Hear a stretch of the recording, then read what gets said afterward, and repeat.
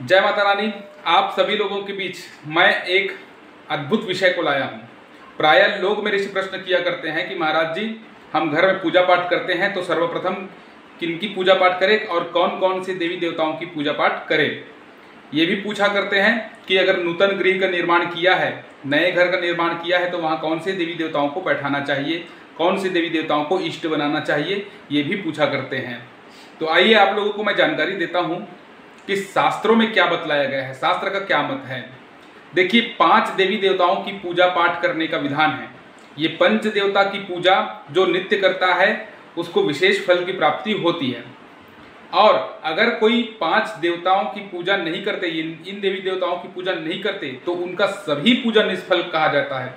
कोई भी पूजा पाठ आप करने के लिए जब बैठेंगे तो ये 5 देवी देवताओं का स्मरण करना परम आवश्यक है।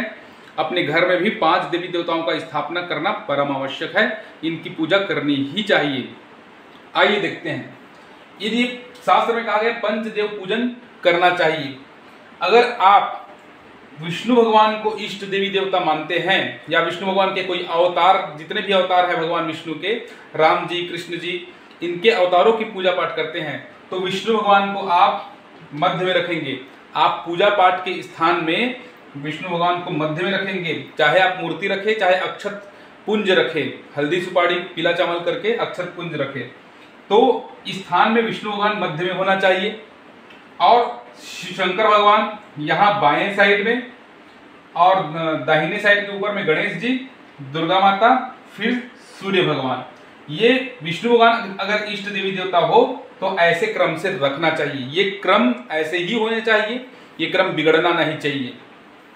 अगर कोई गणपति जी को इष्ट देवी देवता मानते हैं तो अपने घर में इसको विष्णु पंचायतन कहते हैं, इनको गणेश पंचायतन कहेंगे, क्योंकि गणेश जी यहाँ पर इष्ट हो गए, विष्णु भगवान यहाँ पर, शंकर भगवान यहाँ पर, दुर्गा जी यहाँ पर और सूर्य भगवान यहाँ पर। इनको गणेश पंचायतन कहते हैं अगर कोई गणेश भगवान को इष्ट देवी देवता मानते हैं, इष्ट देवता मानते हैं। अगर आप शिव जी को इष्ट देवता मानते हैं तो शिव पंचायतन की पूजा आप करेंगे। शंकर भगवान यहाँ बीच में हो जाएंगे, विष्णु भगवान, फिर सूर्य भगवान, दुर्गा जी और गणेश जी, तो ये शिव पंचायतन कहलाता है।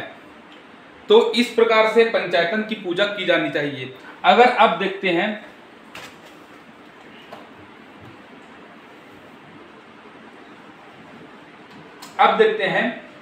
कि आप विष्णु पंचायतन देख लिए,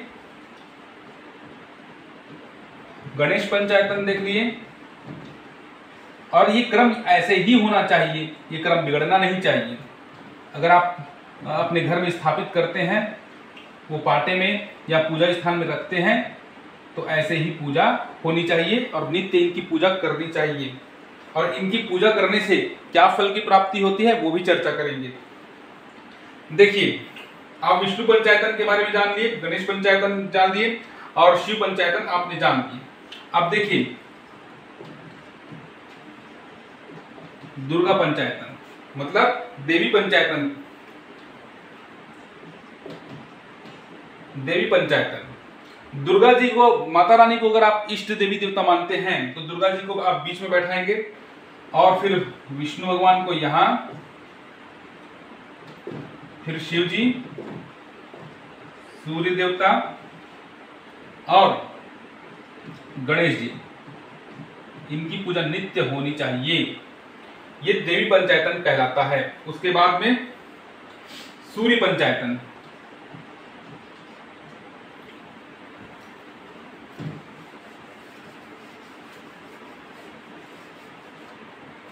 सूर्य पंचायतन की पूजा करनी चाहिए। तो सूर्य देवता अगर इष्ट देवी देवता मान लिए, इष्ट देवता मान लिए, तो सूर्य देवता को आप मध्य में रखेंगे, शिव जी को रखेंगे, गणपति जी यहां हो जाएंगे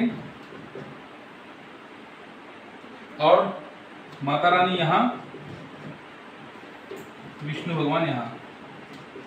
ये सूर्य पंचायतन है अगर आप सूर्य देवता को इष्ट देवता मानते हैं तो। इसी क्रम से यही क्रम होना चाहिए। अगर इष्ट देवी देवता मानते हैं तो यही क्रम से ही आप बैठाएंगे और पूजा करेंगे। ये पंचदेव की पूजा जो नहीं करता, जो नित्य पंचदेव की पूजा नहीं करता, उनके सारे पूजन निष्फल कहलाता है। ब्रह्म वैवर्तक पुराण में भी इनकी चर्चा है और शास्त्रों में भी और पूजा के क्रम में भी यही चर्चा किया गया है। अगर आप षोडशोपचार पूजा नहीं कर सकते, पंचोपचार पूजा नहीं कर सकते, तो कम से कम ध्यान ही करना चाहिए 5 देवी देवताओं का, मंत्रों का उच्चारण करके। अब चलिए चलते हैं, 5 देवी देवताओं को ही इष्ट देवी देवता मानने का विधान है और उन्हीं के रूपों को हम इष्ट देवी देवता मानते भी हैं। तो 5 देवी देवता के बारे में आप लोगों को मैंने बतलाया। अब वो हमारे पंचदेव से मिलने वाले अभिष्ट सिद्धियां, अभिष्ट पदार्थ क्या क्या है, उनके बारे में हम जानते हैं। सर्वप्रथम गणेश जी। गणेश जी की पूजा जो करता है, तो गणेश जी किनके देवता है? कहते हैं ना, निर्विघ्नम कुरु मे देव सर्वकार्येषु सर्वदा, निर्विघ्नता पूर्वक। तो विघ्नों के नाश करने वाले गणपति जी हैं। कितने भी कष्ट में हो, भयंकर से भयंकर कष्ट में हो, आप गणपति मंत्र जाप करना चालू कर दे, आपका सभी प्रकार का विघ्न हट जाएगा। गणपति जी से विघ्न नाश होता है। दूसरा, सूर्यदेव पाप नाश करने वाले देवता है। कहते हैं ना, जपा कुसुम संकासम काश्यपेयम महादितिम तमो अरिम सर्व पापग्नम, अरि मतलब पाप, तमो अरिम सर्व पापग्नम प्रणतोस्मि दिवाकरम, सभी पाप को समन करने वाला सूर्य देवता। और हमारे सनातन धर्म में नित्य सूर्य अर्घ देने का नियम है, इसीलिए बनाया गया है कि हर मनुष्य पाप कर्म ज्यादा करते हैं और पाप कर्म अधिक करते हैं, तो हमें चाहिए कि हम नित्य सूर्य आराधना करें, क्योंकि सूर्य देव जगत आत्मा है, जगत दृष्टा है। और सूर्य देव की पूजा करते हैं तो हम गायत्री मंत्र का जाप करते ही हैं। आपको पता है, हम हमारे धर्म में, हमारे सनातन धर्म में त्रिकाल संध्या का नियम बतलाया गया है। तो सूर्य देवता पाप का शमन करने वाला है। सूर्य मंत्र जो जितना जाप करता है उनका पापों का उतना ही शमन होता है। गायत्री मंत्र का जो जितना जाप करेगा और सूर्य देवता का जितना जाप करेगा तो उनका पाप शमन होगा। तीसरा चलते हैं, विष्णु भगवान या विष्णु भगवान की कोई भी अवतार, तो ये मुक्ति प्रदान करने वाले देवता है। विष्णु भगवान के मंत्रों का जाप करते हैं, उनकी श्रद्धा भक्ति से आप पूजा पाठ करते हैं तो आपको मुक्ति की प्राप्ति होगी। अब मुक्ति कितने प्रकार के हैं? सायुज्य है, सामीप्य है, ये बहुत से प्रकार की मुक्ति कहलाती है। तो उसकी जो चर्चा है हम बाद में करेंगे। तो किसी को मुक्ति चाहिए तो विष्णु भगवान की पूजा करें, भक्ति चाहिए विष्णु भगवान के रूपों की पूजा आप करें। अब आते हैं शिव जी। ये करुणा के देवता हैं, ये ज्ञान के देवता है। वंदे देव उमापतिम सुर गुरुम, जो देवताओं के भी गुरु है। और गुरु क्या करता है? गुरु ज्ञान देने वाले हैं, अंधकार से बचाने वाले हैं। तो ज्ञान चाहिए, करुणा चाहिए, तो शंकर भगवान की पूजा करें, आपका ज्ञान बढ़ता जाएगा। आप जानते हैं सप्तर्षियों को ज्ञान सर्वप्रथम शंकर भगवान ही दिए हैं। सभी को ज्ञान शंकर भगवान देते हैं। आप सभी जानते हैं कथाओं के बनाने वाले भी शंकर भगवान हैं। पांचवा, हमारी माता रानी देवी माता। और देवी माता संसारिक भोगों को देने वाली है। संसारिक भोग और बुद्धि, संसारिक भोगों की कामना है आपको, बुद्धि चाहिए, तो देवी आराधना करना आप आरंभ कर दे। और कहते भी है कलौ चंडी विनायकम। लेकिन देवी माता संसारिक भोगों को देने वाली, या देवी सर्वभूतेषु बुद्धि रूपेण संस्थिता नमस्तस्यै नमस्तस्यै नमस्तस्यै नमो नमः। तो इस प्रकार से 5 देवी देवता को इष्ट देवी देवता माना जाता है। और पंचायतन देवी देवताओं की पूजा नित्य हमको करनी चाहिए, जिससे कि हमको कोई पाप ना लगे और हमको 4 चीजों की प्राप्ति हो जाए। हर मनुष्य 4 चीजों की प्राप्ति करने के लिए ही सब पूजा पाठ करते हैं, भले उनको पता हो या ना पता हो, ज्ञात हो अज्ञात हो। कौन कौन से 4 चीज? धर्म, अर्थ, काम, मोक्ष।